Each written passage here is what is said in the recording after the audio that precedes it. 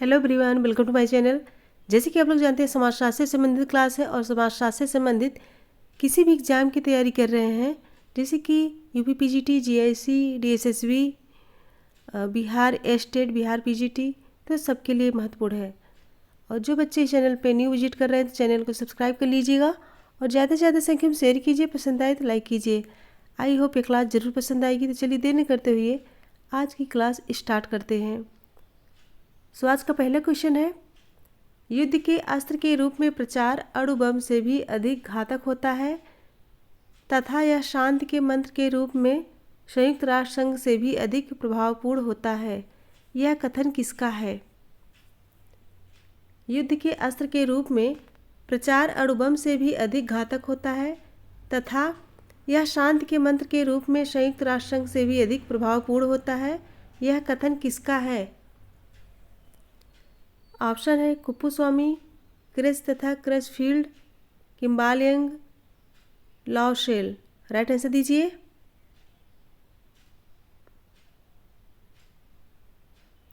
Right answer क्या होगा? So right होगा option B. Option B correct होगा, क्रिस तथा क्रसफील्ड। इसमें देखिए विस्तार से भी दिया गया है। क्रिस तथा क्रिसफील्ड के अनुसार युद्ध के अस्त्र के रूप में प्रचार अणु बम से भी अधिक घातक होता है तथा यह शांति के मंत्र के रूप में संयुक्त राष्ट्र संघ से भी अधिक प्रभावपूर्ण होता है। ऑप्शन भी करेक्ट होगा। नेक्स्ट है क्वेश्चन नंबर 2। अपराध शास्त्र का कौन सा संप्रदाय मानता है कि अपराधी जन्मजात होता है? अपराध शास्त्र का कौन सा संप्रदाय मानता है कि अपराधी जन्मजात होता है? ऑप्शन है प्रारूपवादी संप्रदाय, शास्त्रीय संप्रदाय, समाजशास्त्री संप्रदाय या भौगोलिक संप्रदाय। राइट आंसर दीजिए। राइट आंसर दीजिए। सो राइट होगा ऑप्शन ए, प्रारूपवादी संप्रदाय।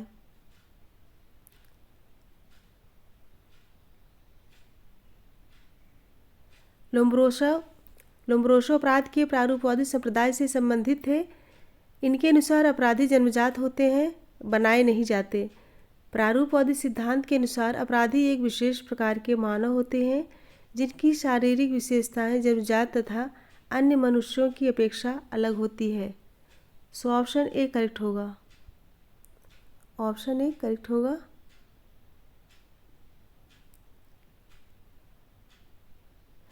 नेक्स्ट क्वेश्चन है, यदि किसी अपराधी को कुछ समय जेल की सज़ा काटने के बाद सदाचरण के आधार पर कुछ शर्तों पर जेल से मुक्त कर दिया जाता है तो इसे कहा जाता है। यदि किसी अपराधी को कुछ समय जेल की सज़ा काटने के बाद सदाचरण के आधार पर कुछ शर्तों पर जेल से मुक्त कर दिया जाता है तो इसे कहा जाता है। ऑप्शन है probation, parole, remand home, after care institution. Right answer दीजिए।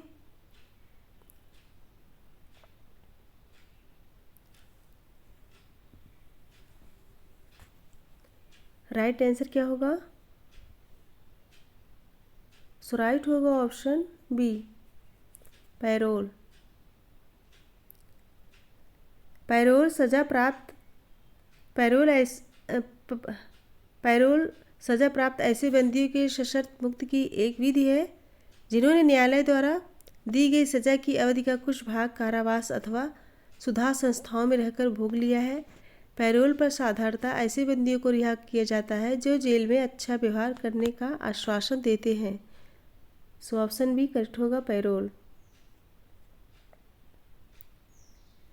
नेक्स्ट है, निम्नलिखित में से कौन सामाजिक विघटन का कारण नहीं है? कौन सामाजिक विघटन का कारण नहीं है? ऑप्शन है तीव्र सामाजिक परिवर्तन, सामाजिक मूल्यों में परिवर्तन, सामाजिक नियंत्रण, युद्ध। राइट आंसर दीजिए। राइट आंसर क्या होगा? सो राइट होगा ऑप्शन सी, सामाजिक नियंत्रण। सामाजिक विघटन तब उत्पन्न होता है जब संतुलन स्थापित करने वाली शक्तियों में परिवर्तन होता है और सामाजिक संरचना इस प्रकार टूट जाती है कि पहले के प्रतिमान अब लागू नहीं हो पाते और सामाजिक नियंत्रण के स्वीकृत साधन प्रभावशाली ढंग से कार्य नहीं करते। वास्तव में स्थित सामाजिक नियंत्रण की कमजोरी का सामाजिक व्यवस्था के छिन्न भिन्न हो जाने की सूचक मानी जाती है। इसमें समाज के पुराने मूल्य तो लुप्त प्राय हो जाते हैं और नवीन मूल्य भी पूरी तरह से विकसित नहीं होते, जिससे समाज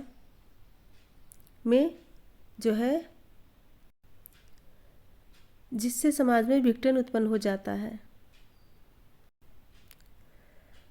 और व्यवस्था कमजोर हो जाती है। अतः तीव्र सामाजिक परिवर्तन, सामाजिक मूल्यों में परिवर्तन तथा युद्ध के द्वारा सामाजिक विघटन की स्थिति उत्पन्न होती है।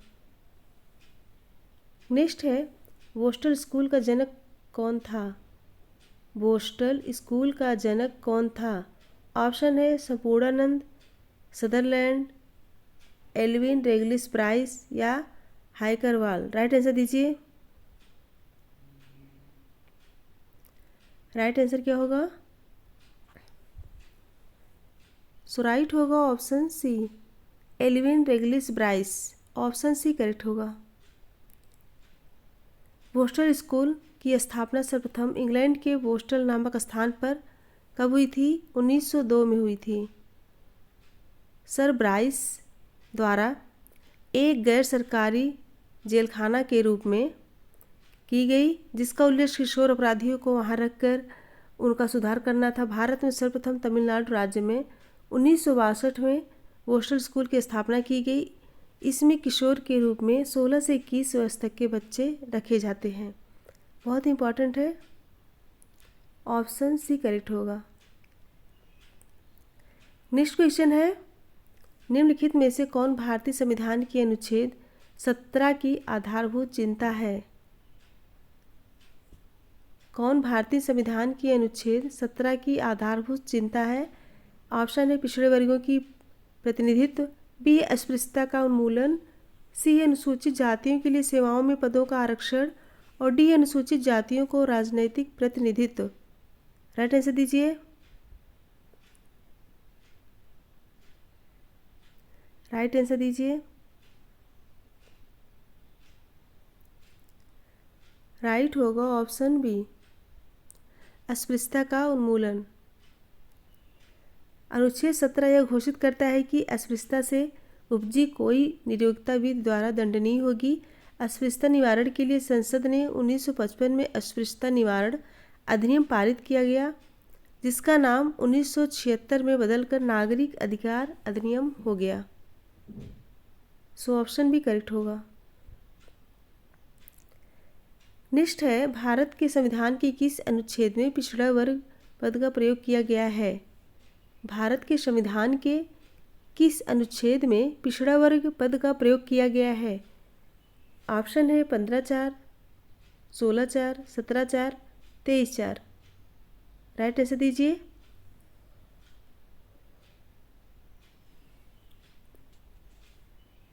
राइट आंसर क्या होगा? सो राइट होगा ऑप्शन बी 16(4).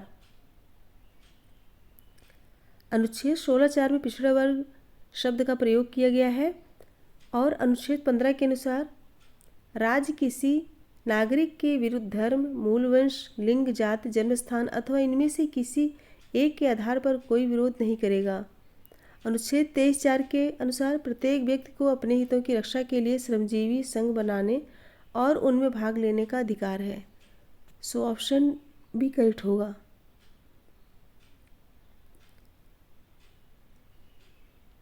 नेक्स्ट है, निम्न में से कौन लघु परंपरा का अंग नहीं है? निम्न में से कौन लघु परंपरा का अंग नहीं है? ऑप्शन है लोक कथा, दंत कथा, रामायण, विवाह गीत। राइट आंसर दीजिए।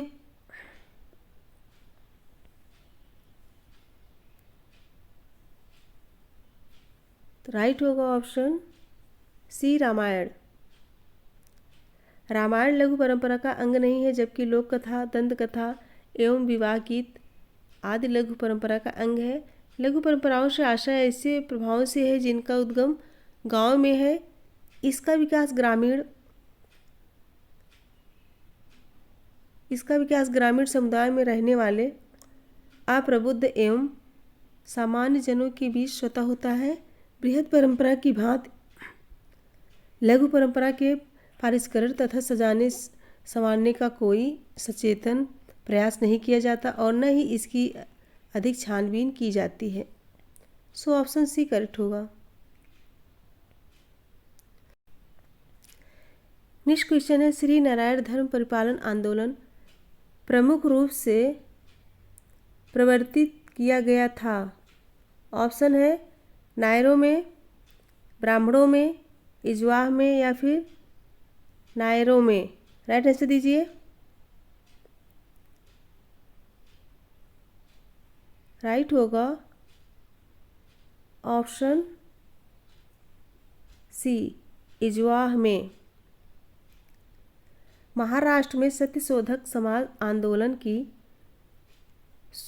भांति ही केरल में भी श्री नारायण धर्म परिपालन आंदोलन चला, जो ब्राह्मण विरोधी था। इसका संबंध ताड़ी बांधने वाली केरल की इजवा जाति से है। केरल में श्री नारायण गुरुस्वामी नामक संत ने श्री नारायण धर्म चलाए। इस आंदोलन के प्रमुख कार्यक्रम थे पब्लिक स्कूलों में निम्न जातियों को प्रवेश का अधिकार दिलाना, सरकारी सेवा में भर्ती, मंदिरों एवं देवालयों में प्रवेश, सार्वजनिक स्थानों एवं सड़कों के उपयोग का अधिकार तथा राजनीतिक प्रतिनिधित्व का अधिकार प्राप्त करना। ऑप्शन सी करेक्ट होगा। नेक्स्ट है, निम्नलिखित में से कौन परिवर्तन संवर्धक आंदोलन नहीं है? निम्नलिखित में से कौन परिवर्तन संवर्धक आंदोलन नहीं है? ऑप्शन है साक्षरता आंदोलन, महिला मुक्ति आंदोलन, दलित आंदोलन या फिर आरक्षण विरोधी आंदोलन। क्वेश्चन नंबर 10 का राइट आंसर दीजिए।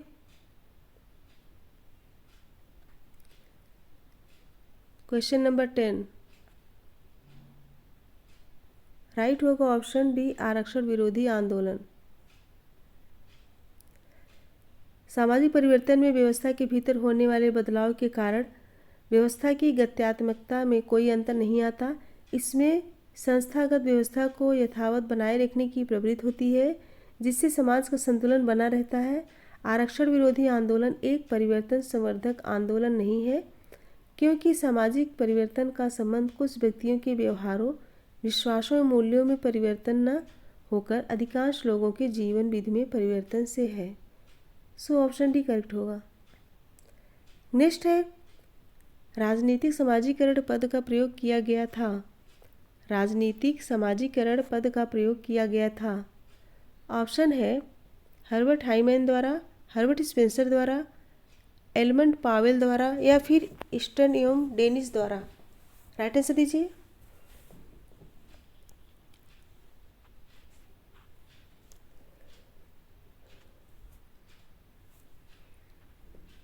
सो राइट होगा ऑप्शन ए, हर्बर्ट हाइमैन द्वारा। नागरिक प्रशिक्षण शब्द के स्थान पर राजनीतिक समाजीकरण शब्द का प्रयोग करने का श्रेय हर्बर्ट हाइमैन को दिया जाता है। सीख की यह प्रक्रिया राजनीतिक समाजीकरण कहलाती है, जिसके द्वारा व्यक्ति राजनीतिक व्यवस्था के आदर्शों एवं मूल्यों का आंतरिकरण करता है। यह राजनीतिक मूल्यों, प्रतिमानों, व्यवहारों के तौर तरीकों अर्थात संक्षेप में राजनीतिक संस्कृति को एक पीढ़ी से दूसरी पीढ़ी में हस्तांतरण की यह एक प्रक्रिया है। सो ऑप्शन ए करेक्ट होगा। नेक्स्ट है क्वेश्चन नंबर 12, सामाजिक स्तरीकरण अध्ययन है। सामाजिक स्तरीकरण अध्ययन है। ऑप्शन है सामाजिक समस्याओं का, सामाजिक अन्याय का, सामाजिक असमानताओं का या फिर सामाजिक विघटन का। राइट आंसर दीजिए।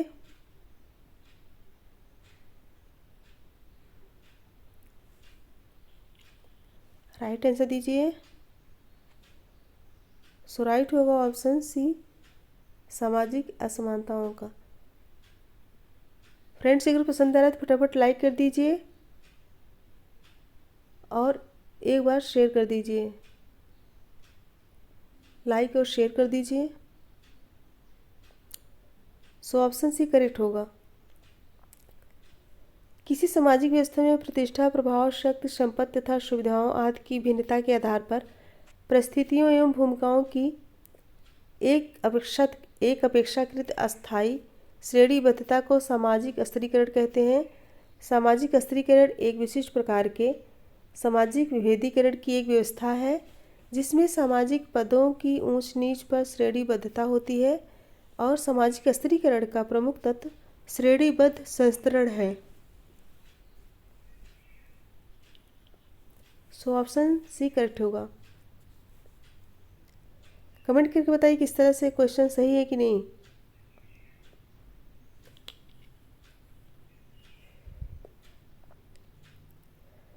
नेक्स्ट है मानव समाज के विकास की 3 अवस्थाओं जंगलीपन, बर्बरता एवं सभ्यता को चिन्हांकित किया गया था। मानव समाज के विकास की 3 अवस्थाओं जंगलीपन, बर्बरता एवं सभ्यता को चिन्हांकित किया गया था। ऑप्शन है एल क्रोवर द्वारा, चार्ल्स डार्विन द्वारा, हर्बर्ट स्पेंसर द्वारा, एल.एच. मॉर्गन द्वारा। राइट आंसर दीजिए।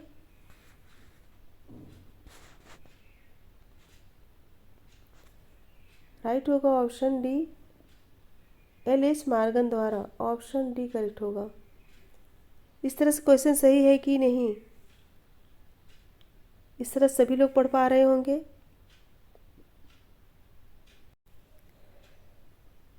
लेविस हेनरी मॉर्गन की गणना मानव शास्त्र में प्रारंभिक मानव शास्त्रियों में की जाती है।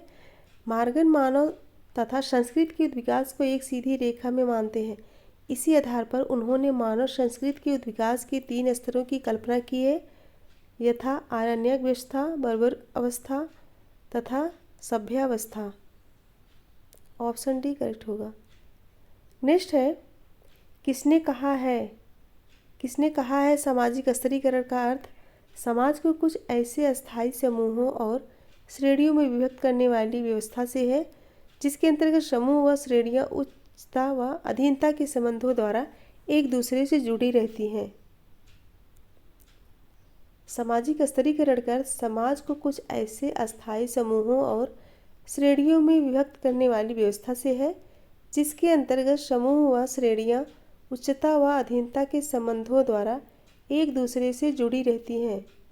सो ऑप्शन है M Tumin, Sorokin, P Gisbert, Sutherland एवं वुडवर्ड।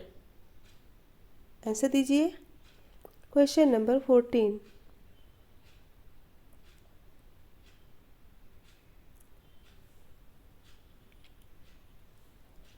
सो राइट होगा option C, P Gisbert. P Gisbert का कथन है। पी जिसवर्ड जिन्होंने यह बतलाया कि सामाजिक स्तरीकरण समाज का उन स्थानों, समूहों व श्रेणियों में विभाजन है जो कि आपस में श्रेष्ठता एवं अधीनता के संबंधों द्वारा संबद्ध होते हैं, और सोरोकिन ने स्तरीकरण को मानव की वंशानुगत भिन्नताओं का कारण माना है। और मेलविन के अनुसार भी है, जिसको पढ़ना होगा पढ़ लीजिएगा। नेक्स्ट है घनिष्ठता विहीन अनुभव प्रदान करने वाले समूह को कहा जाता है। घनिष्ठता विहीन अनुभव प्रदान करने वाले समूह को कहा जाता है। ऑप्शन है प्राथमिक समूह, द्वितीयक समूह, संदर्भ समूह, अंतः समूह। आंसर दीजिए। घनिष्ठताहीन अनुभव प्रदान करने वाले समूह को कहा जाता है। राइट आंसर दीजिए। सो राइट होगा ऑप्शन बी, द्वितीयक समूह।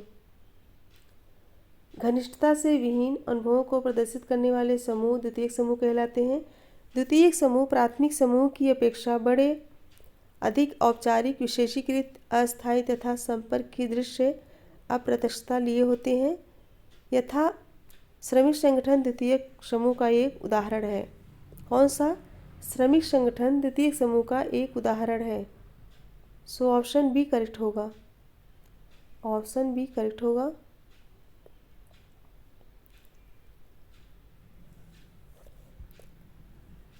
नेक्स्ट है क्वेश्चन नंबर 16। जब कोई व्यक्ति यह मानता है कि उसकी संस्कृति अन्य संस्कृतियों से श्रेष्ठ है तो यह कहलाता है। जब कोई व्यक्ति यह मानता है कि उसकी संस्कृति अन्य संस्कृतियों से श्रेष्ठ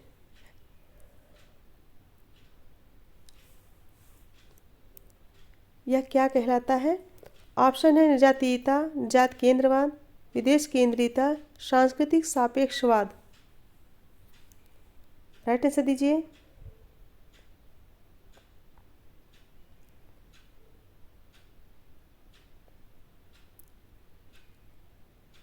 राइट होगा ऑप्शन बी, निजात केंद्रवाद। एक ऐसी संवेगात्मक मनोवृत्ति जिसके अनुसार व्यक्ति अपने समूह, जाति, प्रजाति अथवा समाज अथवा संस्कृति को अन्य प्रजाति और सांस्कृतिक समूहों की अपेक्षा श्रेष्ठ समझता है तथा दूसरों के प्रति घृणा, द्वेष, संदेह, उदासीनता, अरुचि जैसे मनोभावों को प्रकट करता है, निजात केंद्रवाद कहलाता है। इस अवधारणा का सर्वप्रथम प्रयोग डब्ल्यू.जी. समनन ने कब किए थे? 1906 में अंतः समूह और बाह्य समूह के बीच पक्षपातपूर्ण मनोवृत्तियों को समझने के लिए किए, जिसके द्वारा हम व्यवहार प्रतिमानों को बिना कोई विचार किए अच्छा और उच्च ठहराते हैं। नेक्स्ट है पुस्तक लाइफ डिवाइन की रचना की गई थी। लाइफ डिवाइन की रचना कब की गई थी, किसके द्वारा की गई थी? ऑप्शन है बाल गंगाधर तिलक द्वारा, राधा कृष्णन द्वारा, विवेकानंद द्वारा या फिर अरविंद द्वारा। राइट आंसर दीजिए। Question number 17। सो राइट होगा ऑप्शन डी, अरविंद द्वारा। श्री अरविंद के महाग्रंथ द लाइफ डिवाइन ने वैश्विक विद्वानों का ध्यान अपनी ओर आकृष्ट किया। उनका महाकाव्य सावित्री आध्यात्मिक काव्य के क्षेत्र में एक नए युग का प्रवर्तक माना जाता है। The mystery of Gita, human cycle, to synthesis of yoga इनकी अन्य प्रमुख पुस्तकें हैं। बहुत ही इंपॉर्टेंट है, वेरी वेरी इंपॉर्टेंट, अच्छे से याद कर लीजिएगा।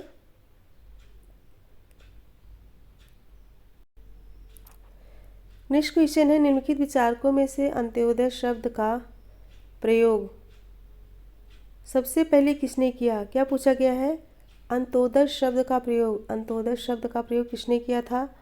ऑप्शन है महात्मा गांधी, विनोबा भावे, जयप्रकाश नारायण या फिर राम मनोहर लोहिया। राइट आंसर क्या होगा? अंत्योदय शब्द पूछा गया है तो राइट होगा ऑप्शन ए, महात्मा गांधी। महात्मा गांधी ने अंत्योदय शब्द का प्रयोग सबसे पहले किया था।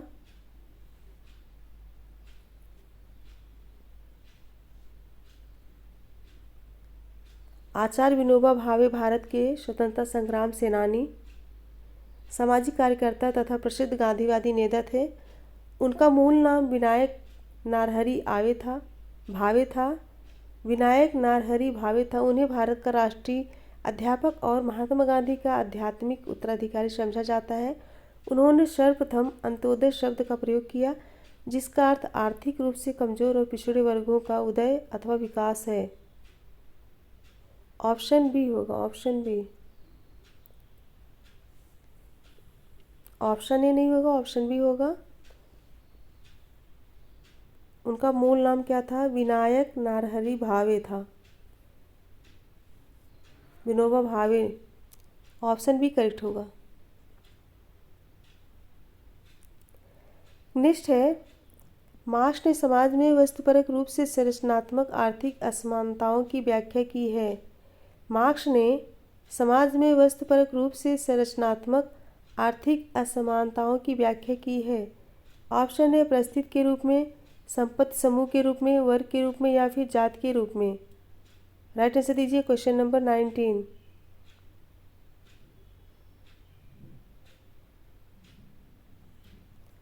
राइट आंसर दीजिए। सो राइट होगा ऑप्शन सी, वर्ग के रूप में। मार्क्स ने समाज में वस्तुपरक रूप से संरचनात्मक आर्थिक असमानताओं की व्याख्या वर्ग के रूप में की है। मार्क्स की वर्ग रचना की समझ धारणा उत्पादन की शक्तियों, श्रम विभाजन और संपत्ति स्वामित्व संबंधी विचारधारा के संयोजन पर आधारित है। जिसने व्यक्तियों को वर्गों में विभाजित किया है, उनके अनुसार सामाजिक वर्गों की रचना अर्थव्यवस्था में उत्पादन के संबंधों के आधार पर होती है। सो ऑप्शन सी करेक्ट होगा। नेक्स्ट है क्वेश्चन नंबर 20। किसी समूह या समाज द्वारा कार्यकलापों को संपन्न करने के अभ्यस्त तरीके को कहते हैं। किसी समूह या समाज द्वारा कार्यकलापों को संपन्न करने के अभ्यस्त तरीके को कहते हैं। ऑप्शन है प्रतिमान, विधि, मूल्य, प्रथा। राइट आंसर दीजिए। राइट आंसर क्या होगा?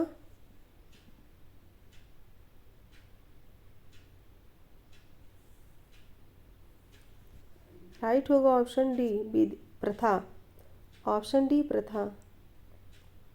पीढ़ी दर पीढ़ी चले आ रहे सामाजिक मान्यता प्राप्त सोचने, विचारने और व्यवहार करने के ढंग को प्रथा कहते हैं। यह व्यवहार प्रारंभिक होता है। सामाजिक अस्वीकृति के कारण इस प्रकार के व्यवहार का उल्लंघन करना प्रायः अनुचित माना जाता है। प्रथाओं के पीछे राज्य की भयानक शक्ति कार्य नहीं करती। जनशक्तियों की अपेक्षा प्रथा अधिक अस्थायी और कठोर होती है। ऑप्शन डी करेक्ट होगा। नेक्स्ट है सापेक्ष वंचना आधार है। सापेक्ष वंचना आधार है। सो ऑप्शन है दर्पणित व्यक्तित्व सिद्धांत का, मनोविश्लेषणात्मक सिद्धांत का, संदर्भ समूह सिद्धांत का या फिर सांस्कृतिक सापेक्षतावाद का। आंसर दीजिए।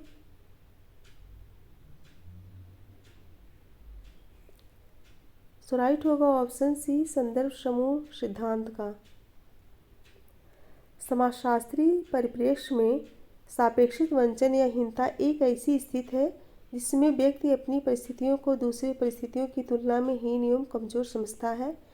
इस अवधारणा का सर्वप्रथम प्रयोग सैमुअल स्टाउफर ने अमेरिकी सिपाहियों के अपने अध्ययन में किया है। बाद में R.K. मर्टन ने इसमें संशोधन कर इस संदर्भ समूह के साथ जोड़ दिया है। ऑप्शन सी करेक्ट होगा। नेक्स्ट है पुनर्जनन की जैविक क्षमता को कहते हैं। पुनर्जनन की जैविक क्षमता को कहते हैं। ऑप्शन है उर्वरता, ब्रह्मचर्य, बांझपन, जनन शक्ति। राइट आंसर दीजिए। Question number 22। सो राइट होगा ऑप्शन डी, जनन शक्ति। पुनर्जनन की जैविक क्षमता को जनन शक्ति कहते हैं। ऑप्शन डी करेक्ट होगा। नेक्स्ट निम्नलिखित विशेषताओं पर विचार कीजिए। निम्नलिखित विशेषताओं पर विचार कीजिए। ऑप्शन है पितृसत्तात्मकता, अंतर्विवाह, सोपान, समानता। इनमें से कौन सी विशेषताएं हिंदू जात व्यवस्था की प्रारूपी हैं? कौन सी विशेषताएं हिंदू जात व्यवस्था की प्रारूपी हैं? सो राइट होगा अंतर्विवाह और सोपान। बी और सी राइट होगा। ऑप्शन बी और सी राइट होगा।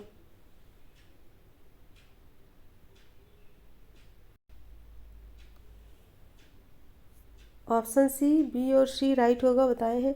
आंद्रे दई के अनुसार एक जात व्यक्तियों का एक छोटा और विशेष नाम वाला एक ऐसा समूह है जिसमें सजातीय विवाह, आनुवंशिक सदस्य और एक विशेष जीवन शैली की विशेषता होती है तथा जो परंपरागत रूप से चले आ रहे एक विशिष्ट व्यवसाय को करता है और जिसे पवित्रता की अवधारणाओं पर आधारित श्रेणीबद्ध व्यवस्था में न्यूनाधिक रूप में एक विशिष्ट सांस्कृतिक परिस्थिति प्राप्त होती है। ऑप्शन सी करेक्ट होगा। नेक्स्ट है संस्कृतिकरण के विषय में निम्नलिखित कथनों में से कौन सा एक सही है? संस्कृतिकरण के विषय में निम्नलिखित कथनों में से कौन सा एक सही है? ऑप्शन है यह एक संरचनात्मक परिवर्तन की प्रक्रिया है। बी, यह भारत में अंग्रेजी शासन के आगमन के साथ प्रारंभ हुई। सी है यह सामाजिक परिवर्तन की वहीजात स्रोत है। डी, यह एक स्थितिक परिवर्तन की प्रक्रिया है। आंसर दीजिए।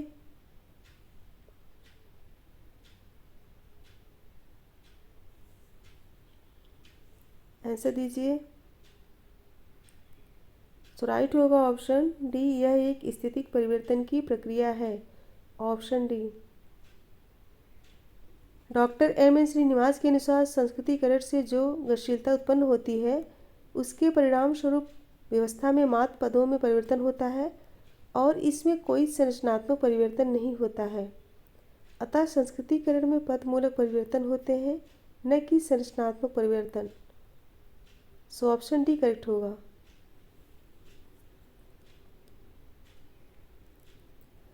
नेक्स्ट है, कार्ल मार्क्स के सिद्धांत में वर्ग चेतना का केंद्रीय तत्व है। मार्क्स के सिद्धांत में वर्ग चेतना का केंद्रीय तत्व है। ऑप्शन है वर्ग और संस्कृत, वर्ग और श्रेणीकरण, अपने आप में वर्ग, अपने आप के लिए वर्ग। आंसर दीजिए। वर्ग चेतना का केंद्रीय तत्व पूछा गया है।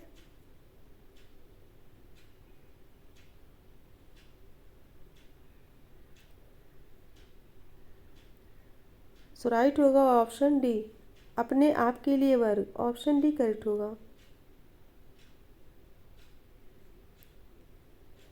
कार्ल मार्क्स ने वर्ग चेतना को एक ऐसी सामाजिक दशा के रूप में परिभाषित किया है जिसमें एक सामाजिक वर्ग के सदस्य, विशेषता सर्वहारा वर्ग, एक वर्ग के रूप में अपनी दयनीय दशा के संबंध में जागरूक हो जाते हैं, अर्थात वे अपने आप को बुर्जुआ वर्ग से एक भिन्न वर्ग समझने लगते हैं।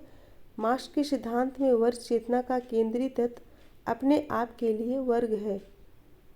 सो ऑप्शन डी करेक्ट होगा। नेक्स्ट है, भारत में पिछड़ा वर्ग आयोग का प्रथम सभापति कौन था? भारत में पिछड़ा वर्ग आयोग का प्रथम सभापति कौन था? ऑप्शन है BP Mandal, B R Ambedkar, Kaka Kalelkar, M के गांधी। आंसर दीजिए।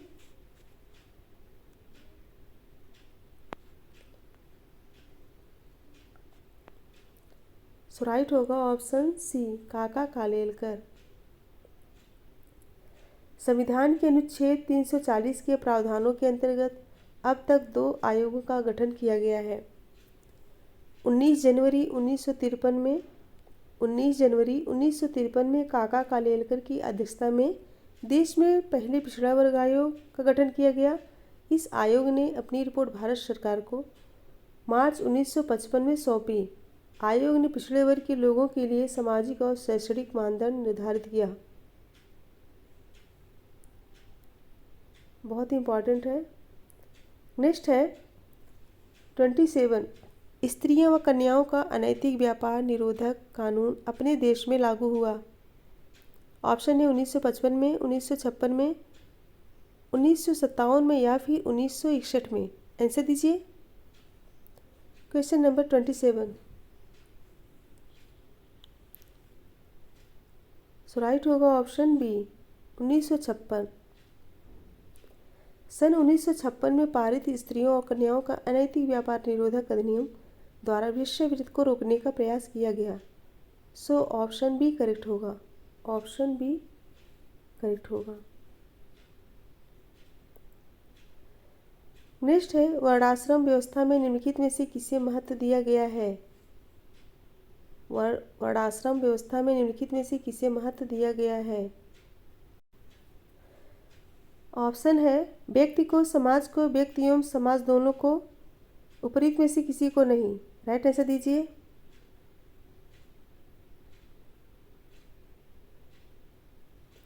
राइट आंसर क्या होगा? सो राइट होगा ऑप्शन सी, व्यक्ति एवं समाज दोनों को।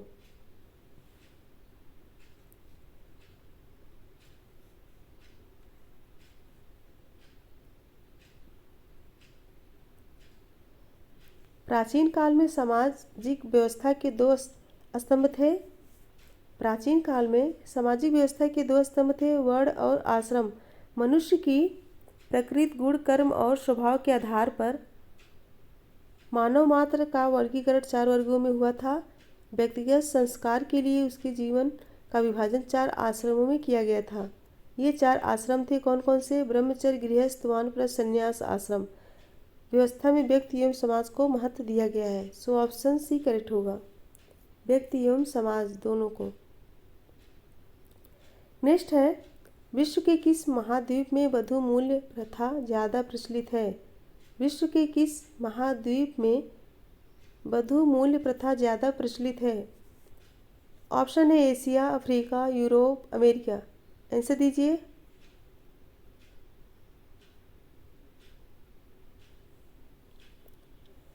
सो राइट होगा ऑप्शन बी, अफ्रीका।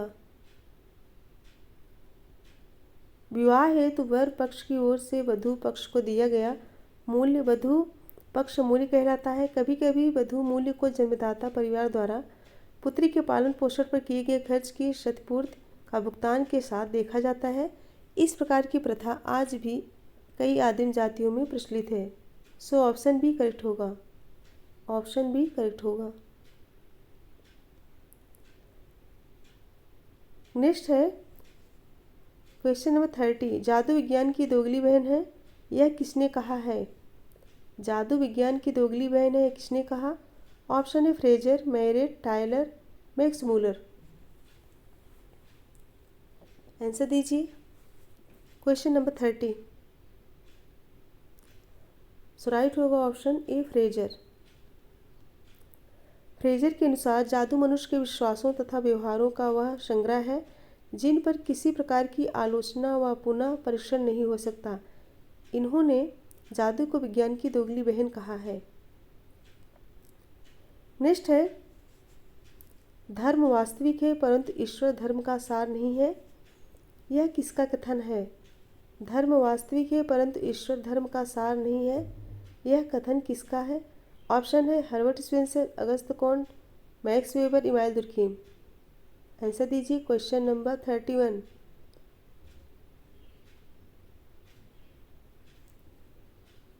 सो राइट होगा option D Emile Durkheim. Durkheim के अनुसार समाज ही वास्तविक देवता है, प्रत्येक धर्म की कोई वास्तविक आधार नहीं है, वह आधार स्वयं समाज ही है, अर्थात स्वर्ग का साम्राज्य एक महिमा मंडित समाज है। इम्पॉर्टेंट क्वेश्चन है। नेक्स्ट है निम्न में से कौन संघर्ष की विशेषता नहीं है? निम्न में कौन संघर्ष की विशेषता नहीं है? ऑप्शन है निरंतरता, प्रत्यक्ष वैयक्तिक संपर्क, सामाजिक मूल्यों का हनन, अस्थिरता। 32 राइट आंसर दीजिए। राइट आंसर क्या होगा?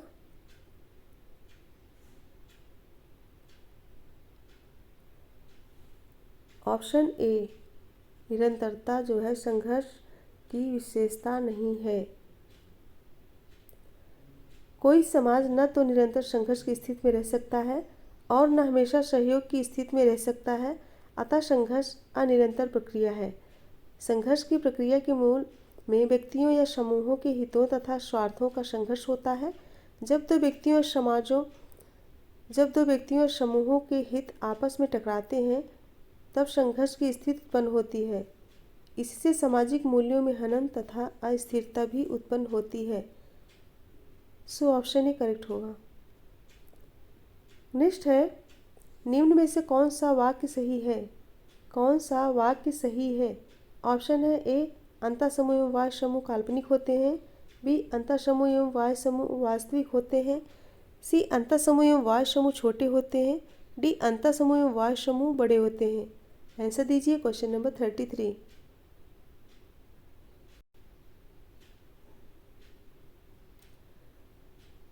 राइट होगा ऑप्शन ए अंतः समूह वाह्य समूह काल्पनिक होते हैं। Option A.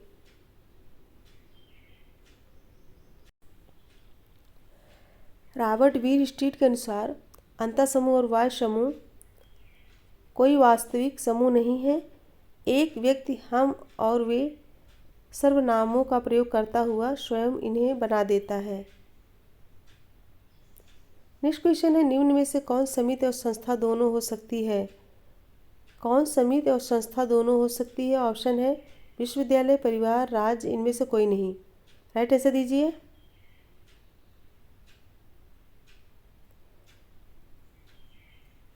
कौन समिति और संस्था दोनों हो सकती है? सो राइट होगा ऑप्शन ए विश्वविद्यालय। ऑप्शन ए विश्वविद्यालय।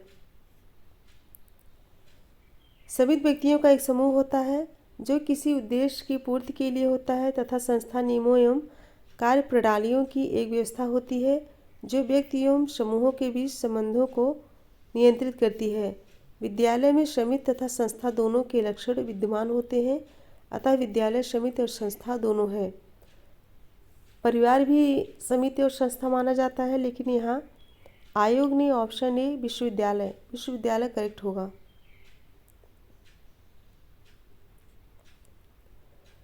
नेक्स्ट है गंदी बस्तियाँ बाल अपराध के लिए उत्तरदायी है, गंदी बस्तियां न होती तो बाल अपराध भी न होते। नीचे दिए गए कोड से सही उत्तर का चयन कीजिए।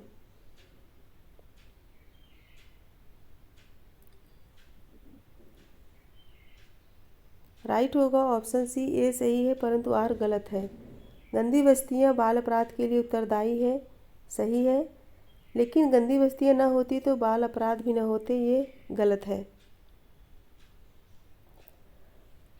बर्नार्ड कैंडन ने बाल्टीमार शहर की गंदी बस्ती वाले क्षेत्रों के एक अध्ययन के माध्यम से दुर्कीम की प्रमाण विहीनता के प्रव्य में वर्णित सभी विशेषताओं को इन क्षेत्रों में ढूंढने का प्रयत्न किया और यह पाया कि इन क्षेत्रों में सामाजिक विघटन तथा अव्यवस्था की दशाएं अपराध का प्रमुख स्रोत है।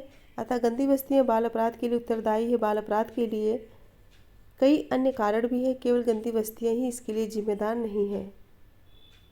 अतः कथन ए सही तथा कारण आर गलत है। नेक्स्ट है, आधुनिक औद्योगिक समाज के लिए समित शब्द का प्रयोग किया गया था। आधुनिक औद्योगिक समाज के लिए समित शब्द का प्रयोग किया गया था। सो ऑप्शन है टॉलकाट पार्सन्स द्वारा, जिन्सबर्ग द्वारा, टॉनिस द्वारा या फिर मर्टन द्वारा। राइट आंसर दीजिए। 36। सो राइट होगा ऑप्शन सी, टॉनिस द्वारा। गेसेलशिफ्ट जर्मन भाषा का एक शब्द है जिसका प्रयोग समाजशास्त्र में सामान्यतः गेमिंशॉफ्ट के ठीक विपरीत समाज के अर्थ में लिया जाता है। कहीं कहीं इसका प्रयोग समिति के अर्थ में भी किया गया है। गेसेलशॉफ्ट का प्रयोग टॉनिस ने आधुनिक औद्योगिक के लिए किया था। सो ऑप्शन सी करेक्ट होगा। नेक्स्ट है, सबसे पहले प्रभावी जात की अवधारणा विकसित की गई थी। सबसे पहले प्रभावी जात की अवधारणा विकसित की गई थी। सो ऑप्शन है इनके बोस द्वारा, आंद्रे वितेई द्वारा, एम.एन. श्रीनिवास द्वारा या फिर योगेन सिंह द्वारा। राइट आंसर दीजिए। ये तो सभी को मालूम होगा।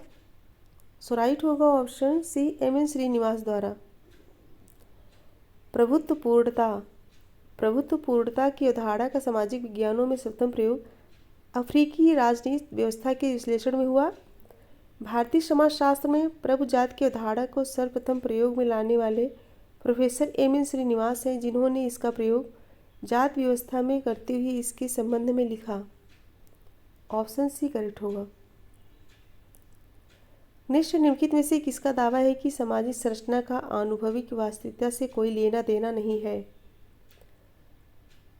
किसका दावा है कि सामाजिक संरचना का आनुभविक वास्तविकता से कोई लेना देना नहीं है? ऑप्शन है Levi Strauss, J Levy, Raymond Firth, Evans Pritchard. Answer दीजिए।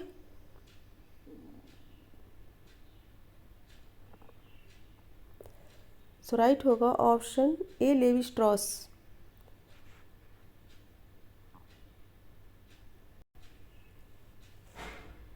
मानव मस्तिष्क कैसे कार्य करता है, इस संबंध में लेवी स्ट्रॉस ने निजातीय तथ्यों के आधार पर जिस सिद्धांत की रचना की है उसे ही संरचनावाद का नाम दिया गया है। संरचना कोई प्रेक्षणीय यथार्थता नहीं है, अपितु यह तार्किक आधार पर निर्मित एक अमूर्त प्रतिरूप है। ऑप्शन ए करेक्ट होगा। नेक्स्ट है, निम्नलिखित में से किसने पुस्तक दृश्य और क्षेत्र दृश्य में विभेदीकरण किया है? किसने पुस्तक दृश्य और क्षेत्र दृश्य में विभेदीकरण किया है? सो ऑप्शन है A R Desai, G S Ghurye, M N Srinivas, I P Desai. Answer दीजिए।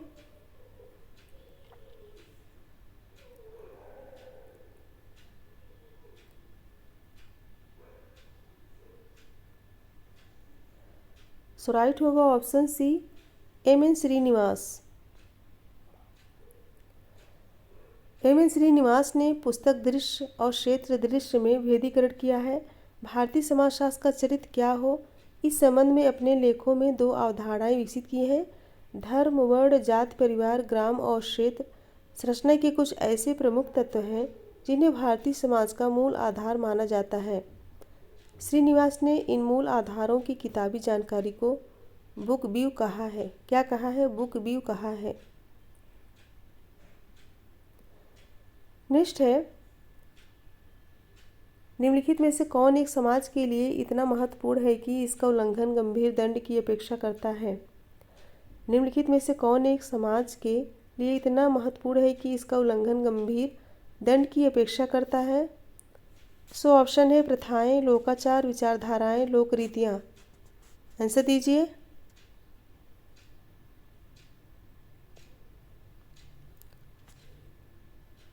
राइट आंसर दीजिए। सो राइट होगा ऑप्शन बी, लोकाचार। लोकाचार या लोकरीत एक ही है। लोकरीत की तरह लोकाचार पर भी लोकरीत की तरह लोकाचार भी सबसे पहले अमेरिकी